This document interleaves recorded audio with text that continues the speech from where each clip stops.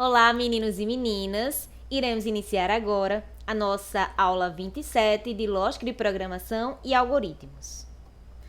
Na última aula, nós iniciamos o nosso estudo através de funções, onde aprendemos a sua definição, a sua finalidade, certo?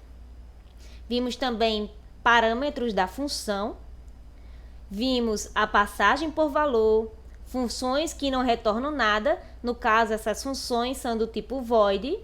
Vimos também o operador unário de referência, que é este e comercial aqui, certo? Vimos também a passagem por referência, referência constante e funções recursivas, que são aquelas funções que chamam a si mesmo, certo? Hoje iremos iniciar a nossa aula através dos ponteiros. E o que seria um ponteiro? Um ponteiro, gente, é uma variável que armazena o endereço de memória de outra variável. Então, esse endereço é geralmente a posição de uma variável de memória. Então, dizemos que um ponteiro aponta para uma variável e o tipo do ponteiro é normalmente associado ao tipo da variável apontada. E para que ela serve? Ela serve para permitir passagem de parâmetros para funções por referência e permite alocar e liberar memória dinamicamente, além de possibilitar a implementação eficiente de certas estruturas de dados. Então, aqui nós temos um exemplo do que seria um ponteiro, certo? No caso aqui, o ponteiro seria chamado de P, certo? Ele foi declarado como P e ele está apontando para a variável A, certo? No caso aqui, ele está guardado o endereço de memória da sua variável A. Por isso que temos aqui 1003. Por quê? Porque 1003 é o número do endereço do conteúdo de A. Declaração de ponteiros. A forma geral de declaração de ponteiro é o tipo, asterisco, e o nome, que é o que damos para esta variável, certo? Então, onde tipo é qualquer tipo válido em C e nome é o nome da variável ponteiro, como eu acabei de mencionar. O asterisco indica que a variável irá armazenar endereço e não um dado, como nós vimos no exemplo anterior, certo? Então, aqui eu tenho um exemplo para vocês, onde foram declarados 3 ponteiros. Nós temos o ponteiro A, ponteiro B e o ponteiro C, certo? O primeiro, aqui o A, é um ponteiro para inteiro. Como é que eu sei que é inteiro? Por causa do tipo aqui, certo? No segundo, nós temos um ponteiro para ponto flutuante, porque o tipo dele aqui é float. E o terceiro, nós temos um ponteiro para caractere. Por quê? Porque nós temos aqui o tipo char. E nós já sabemos o que cada um deles representa.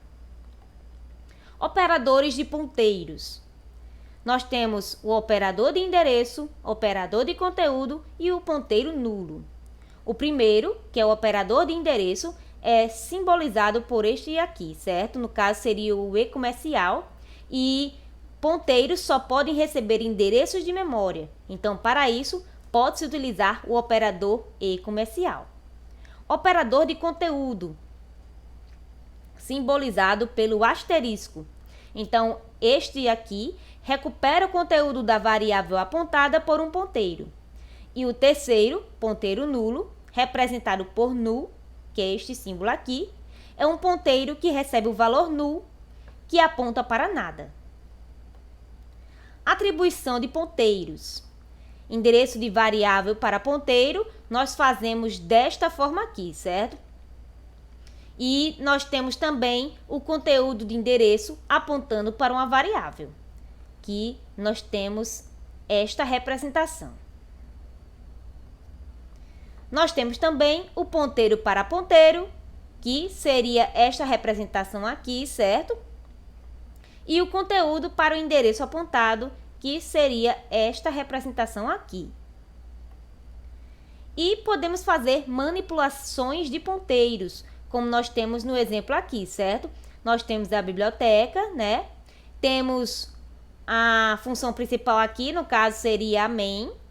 declaramos uma variável chamada i do tipo inteiro, que vai receber o valor 10, certo? Aqui no exemplo. Então, nós temos um ponteiro p para inteiros, que vai receber o endereço de i, certo? E aqui no final, iremos ter representado na tela o valor de i e de p. Comparação de ponteiros. A comparação ocorre da mesma forma que com variáveis, como podemos observar aqui no exemplo.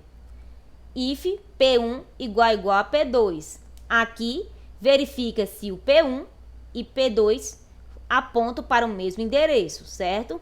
No segundo exemplo, nós temos if P1 igual a null. Aqui vai ter uma verificação, no caso vai verificar se P1 aponta para null, certo? No caso vai ser o nulo, né? Que não aponta para nada. E nós temos também ponteiros para estruturas. Podemos declarar ponteiros para estrutura como nós visualizamos no exemplo, certo? No caso foi feita aqui uma estrutura com dois campos, campo 1 e campo 2. O campo 1 é do tipo float e o campo 2 é do tipo char. Então, aqui nós temos a declaração de um ponteiro para a estrutura. E o que nós aprendemos hoje? Nós iniciamos o nosso estudo pelos ponteiros, onde aprendemos a sua definição, a sua finalidade, vimos exemplos para que possamos aprender melhor sobre este assunto. Então, aqui nós temos as referências. Por hoje é só e até a próxima aula.